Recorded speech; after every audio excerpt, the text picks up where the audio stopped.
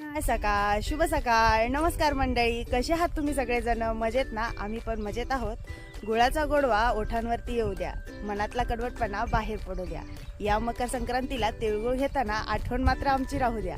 तिळगुळ घ्या, गोड गोड बोला, आमचे तिळगुळ सांडू नका, आमच्यासोबत भांडू नका. मंडळी, तुम्हा सर्वांना मकर संक्रांती या सणाच्या खूप खूप शुभेच्छा.